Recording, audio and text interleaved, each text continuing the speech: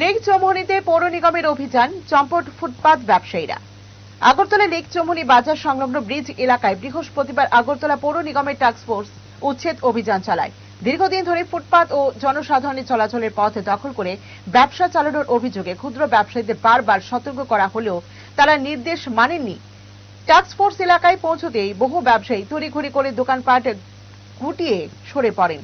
পৌর নিগম জানিয়েছেন, শহরে ফুটপাত দখলমুক্ত রাখতে এবং যান ও পথচারীদের স্বাভাবিক চলাচল নিশ্চিত করতে এ ধরনের অভিযান ভবিষ্যতেও অব্যাহত থাকবে।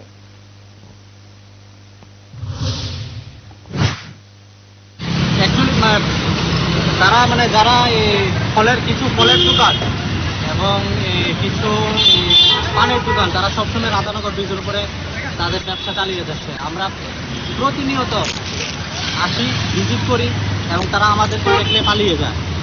দেখছেন আপনারা ভিডিওতে মনে আছে, তারা আমাদেরকে দেখে আমরা দড়িও ওদেরকে আটকাতে পারিনি।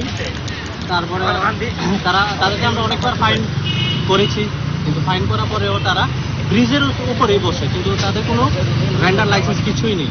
তারা লাইসেন্স ছাড়াই এই ব্রিজের উপরে বসে। আগামী দিনে আপনারা কি পরিকল্পনা? আমরা যদি ওদেরকে ধরতে পারি তাহলে আমরা তাদের মাল সিজ করবো, করে অফিসে জমা দেবো।